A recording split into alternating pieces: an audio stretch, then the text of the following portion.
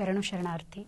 ಪೂಜ್ಯ ಶ್ರೀ ಡಾಕ್ಟರ್ ಚನ್ನವೀರ ಶಿವಾಚಾರ್ಯ ಮಹಾಸ್ವಾಮೀಜಿಗಳು ಶ್ರೀ ಚನ್ನಬಸವೇಶ್ವರ ಸಂಸ್ಥಾನ ಹಿರೇಮಠ ಸುಕ್ಷೇತ್ರ ಹಾರಕೊಡ ಇವರು ರಚಿಸಿರುವಂತಹ ಚನ್ನಶ್ರೀವಾಣಿ. ಅಂಗದೊಳಡಗಿದ ಲಿಂಗ.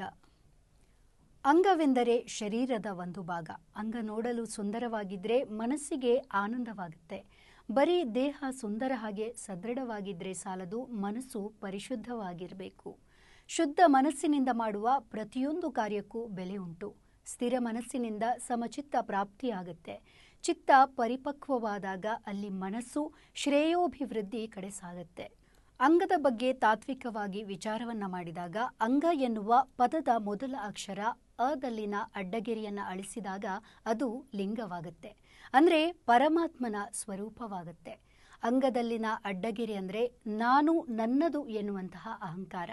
ಈ ಅಹಂಕಾರ ದರ್ಪ ಅಳಿದಾಗ ನಿನ್ನಲ್ಲಿ ಶಿವನ ವಾಸವಾಗುತ್ತೆ. ಶಿವನು ನಿನ್ನಲ್ಲಿ ಬೆರೆತಾಗ ನೀನು ತೇಜೋಪುಂಜವಾಗಿ ಬೆಳಗುವೆ.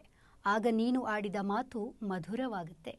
ಈ ಮಾತುಗಳು ಕೇಳಲು ಹಿತಕರವಾಗಿರುತ್ತೆ.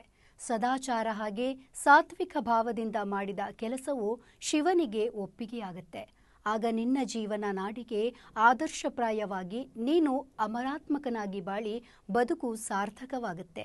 ಇತರರ ಜೀವನಕ್ಕೆ ದಾರಿದೀಪವಾಗುವೆ.